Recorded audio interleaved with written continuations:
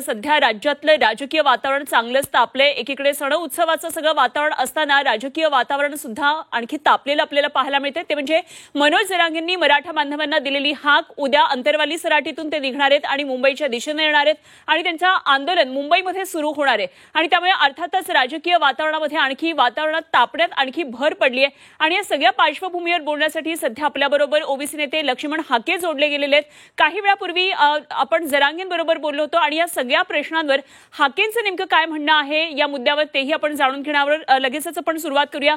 लक्ष्मण हाकेजी, स्वागत आपलं झी24 तासच्या या बातमीपत्रामध्ये. सगळ्यात आधी काही वेळापूर्वी आम्ही मनोज जरांगेंबरोबर बोललो. ते त्यांच्या मुंबईतल्या आंदोलनावर ठाम आहेत आणि कायद्याने मला कोणी रोखू शकत नाही आंदोलन करायला, असं त्यांनीच म्हटलेलं आहे.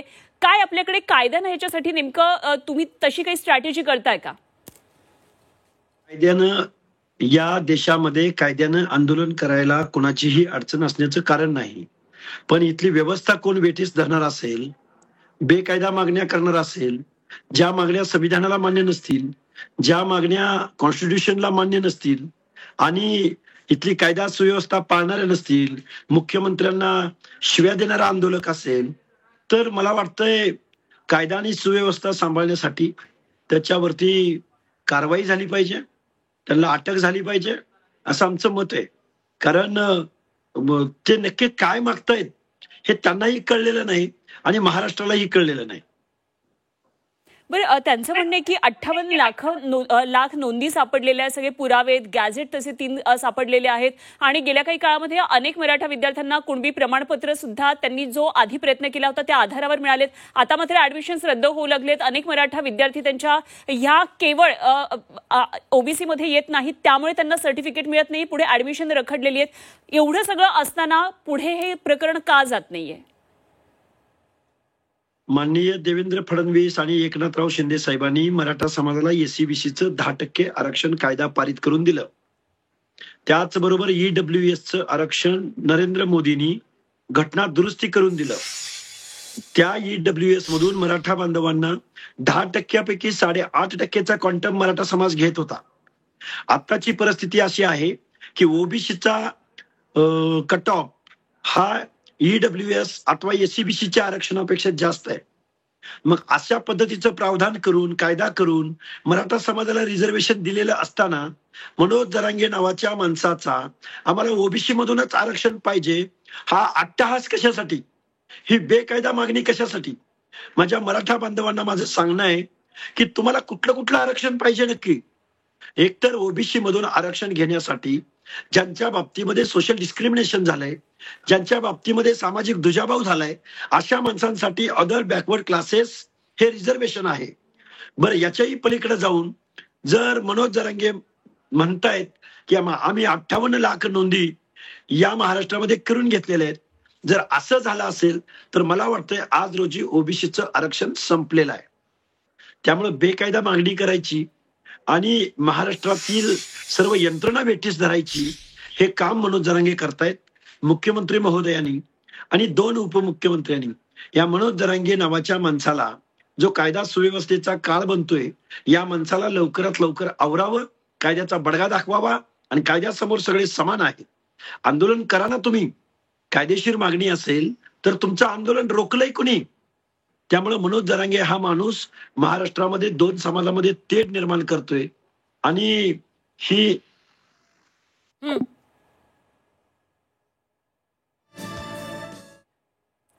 ते लक्ष्मण हाके आपल्या बरोबर आहेत. ते पुन्हा एकदा आपल्या बरोबर जोडले जातील.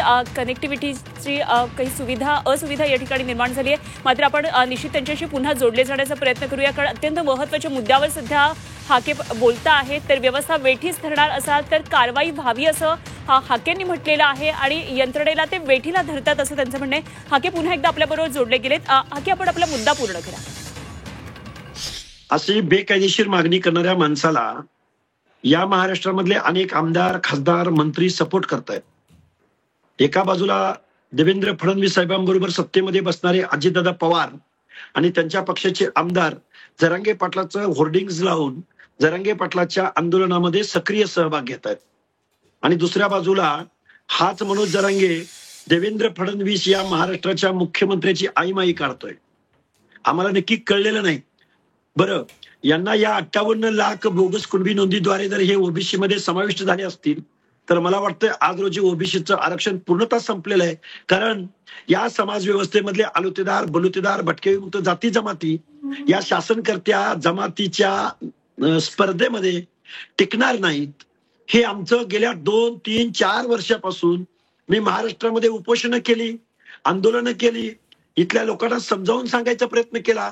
पण आम्ही ही संविधानिक मांडणी करत असताना आमचं म्हणणं मात्र कोणीही आज रोजी ऐकायला तयार नाहीत, असं आमचं म्हणणं आहे. पण काय नेमकं तुमचं काय म्हणणं आहे? जसं तुम्ही आता सांगितलं की तुम्ही प्राध्यापक पण खरं तर आहात, या सगळ्यावर तुमचा चांगला अभ्यास झालेला आहे. तर गेल्या 2-3 वर्षांपासून सातत्यानं हा प्रश्न प्रलंबित आहे. थोड्या थोड्या काळानंतर मनोज जरांगे यांची आंदोलनं होत आहेत. आता पुन्हा एकदा त्यांनी गणेशोत्सवाच्या काळामध्ये आंदोलन करण्याचा ते प्रयत्न करतात, तशी हाक त्यांनी दिली आहे. हे प्रकरण सुटत का नाही? जर तुमच्या म्हणण्यानुसार 58 लाख नोंदी या बोगस आहेत असं तुमचं म्हणणं आहे, मात्र हा प्रलंबित प्रश्न का सारखा राहतोय तसाच? बघा, इथले राज्यकर्ते, शासनकर्ते, विरोधी पक्षनेते, पक्षाचे प्रमुख हे ओबीसीच्या आरक्षणाच्या बाजूने एकही माणूस बोलायला तयार नाही. दुसऱ्या बाजूला मनोज जरांगे आणि त्याच्या जातीला घाबरणारे सगळे आमदार, मंत्री आणि सर्व जबाबदार मंडळी आहेत. जर 15-20% लोकांच्या 14-15% लोकांच्या मताला जर हे एवढे घाबरत असतील तर महाराष्ट्रातील 50%हून जास्त ओबीसींच्या हक्क अधिकारावर कोण बोलणार? या प्रश्नाचं उत्तर कोण देणार? खरं तर मला वाटतंय महाराष्ट्रामध्ये मनोज जरांगेला, अशा माणसाला ज्याला आरक्षण माहित नाही, ज्याला इथल्या दीनदलितांचं ओबीसींचं आरक्षण मान्य नाही, ज्याला लोकशाही मान्य नाही, आणि ते कुठं निघालेत तर मुंबईला निघालेत. मुंबईत जाणार, गुलालच घेऊन येणार. गुलाल काय यांच्या, आता काय बोलू, काय गुलाल तिथं पोती भरून आणायचेत का? मग मागच्या वेळी गुलाल घेतला, त्याचं काय झालं? मला वाटतंय एकनाथरावजी शिंदे साहेब असतील, देवेंद्रजी फडणवीस असतील, अजितदादा पवार असतील, या लोकांनी पुढे येऊन मनोज जरांगे नावाच्या माणसाला आरक्षणाचं धोरण, आरक्षणाची पॉलिसी, इथल्या समाज व्यवस्थेतील शोषित वंचितांचं हक्क अधिकारासंदर्भातलं हे जे आरक्षण आहे हे समजावून सांगावं असं मला वाटतंय. बरं, आपण कोणाचं ऐकत नसतो, आपण मुंबईला जातच असतो असं सारखं जरांगे म्हणतात. आता तुम्ही म्हटलात की त्यांना आरक्षणाची माहिती नाहीये, त्यांचा आरक्षणाचा अभ्यास नाहीये. मात्र मग एवढ्या मोठ्या प्रमाणामध्ये ते जेव्हा आंदोलनं करतात, त्या आंदोलनाला कोणी राजकीय बळ देत आहेत का? कारण एवढ्या मोठ्या प्रमाणामध्ये जेव्हा आंदोलन बीडपासून इकडे मुंबईपर्यंत येण्याची सगळी रणनीती होतीये, तर ह्या सगळ्या मागे कोणाची फूस आहे का? त्यांना कोणाचं बळ मिळते असं तुम्हाला वाटतंय? मनोज जरांगे हे निवडणुका जिंकण्याचं साधन आहे असं सत्ताधाऱ्यांनाही वाटतं आणि विरोधी पक्षातल्या माणसांनाही वाटतं.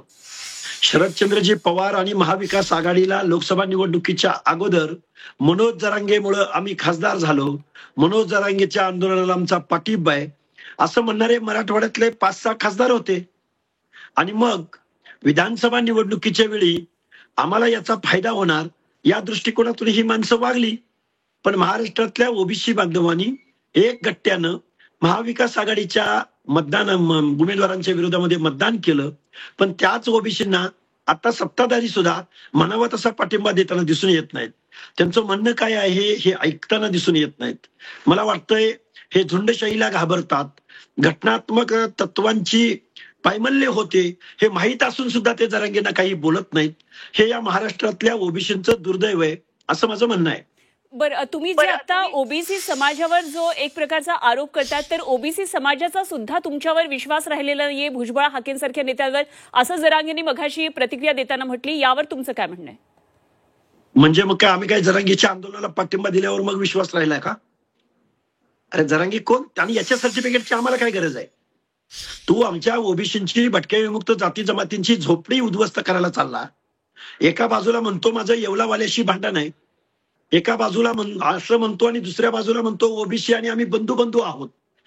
मग ओबीसींचं आरक्षण घेतल्यावर तू बंधू कसा राहतो? एका बाजूला बंधू म्हणायचं आणि दुसऱ्या बाजूला त्या ओबीसींची झोपडी उद्ध्वस्त करायची, आरक्षणाचे हक्क अधिकार हिरावून घ्यायचे. कोण आहे हा जरांगे? आणि आम्हाला काय याच्या सर्टिफिकेटची गरज आहे? आणि याला काय कळतं, काय येतं? तो काय एकदम गावगुंडी, गावाच्या पाराच्या कट्ट्यावर बसून गुन्हेगार, वाळूचे ठेकेदार या माणसांच्या घराण्यात राहणारा माणूस, याच्या सर्टिफिकेटची आम्हाला काय गरज आहे? आम्हाला याच्या सर्टिफिकेटची गरज नाही. खरं तर अनेकदा उपोषणं जरांगेंनी केलेली आहेत, लाक्षणिक उपोषणं झालेली आहेत. आपल्यालाही माहिती आहे की लाखो बांधवांचा त्यांना पाठिंबा सुद्धा मिळाला आहे. मात्र जरांगे उपोषणवीर नाहीत असं तुम्ही म्हटलेलं होतं. नेमकं तुम्हाला काय म्हणायचं त्यांच्या उपोषणासंदर्भात? सगळी उपोषणं काढा. दुसऱ्या तिसऱ्या दिवशी या माणसानं सलाईन लावून घेतलेले आहेत. जर सलाईन लावणं म्हणजे उपोषण संपणं आहे. सलाईन लावून उपोषण करता येत नाही आणि सलाईन लावल्यावर उपोषण कसलं? त्यामुळं हे भूलथापा आहेत सगळ्या महाराष्ट्रातल्या लोकांना वेड्यात काढण्याचे प्रकार आहेत सगळे. ठीक आहे, पण आता उद्या ते जर मुंबईमध्ये येत असतील आणि त्यांचं आंदोलन जर मोठ्या प्रमाणात आणि लाक्षणिक होणार असेल तर काय आता भूमिका काय असणार आहे? ओबीसींची काय भूमिका असणार आहे? तुमचं ते तुम्ही नेतृत्व करता म्हणून तुमची भूमिका काय असणार? काल आम्ही गेवराईमध्ये गेलो तर आमच्यावरती दगडफेक झाली. झुंडशाहीनं लोक आमच्या समोर आली. माझं महाराष्ट्रातल्या ओबीसी बांधवांना सांगणं आहे की आम्हाला गोळ्या घातल्या, आता गुन्हा पण दाखल झालाय आमच्यावर. आम्हाला गोळ्या घातल्या, आम्हाला तुरुंगात डांबलं, आमच्यावर लाठीचार्ज झाला, तरी आम्ही जीवाचा आमचा बळी जरी गेला तरी चालेल, पण आम्ही ओबीसीचं आरक्षण वाचवण्यासाठी प्रयत्न करणार. माझी ओबीसीच्या मंत्र्यांना, नेत्यांना, ओबीसी बांधवांना, भटके विमुक्त जाती जमातीच्या बांधवांना आमचे हात जोडून कळकळीची विनंती आहे, तुम्ही या आपल्या हक्क आणि अधिकाराच्या लढाईत उतरणार नसाल तरी किमान ओबीसी बांधवांनी आणि ओबीसी नेत्यांनी आमची माती सावडायला मात्र निश्चित या. तोपर्यंत तुमचं आरक्षण संपलेलं असेल हे मात्र मी जबाबदारीनं, खेदानं आणि दुःखानं नमूद करतो. ठीक, लक्ष्मण हाकेजी, आपण बोललाच ही 24 तास बरोबर ही प्रतिक्रिया व्यक्त केलीत आणि मुख्यमंत्री सगळ्या प्रश्नांना आपण सविस्तर उत्तरं दिलीत. धन्यवाद दिलेली या सगळ्या सविस्तर माहितीसाठी, केलेल्या चर्चेसाठी. नमस्कार.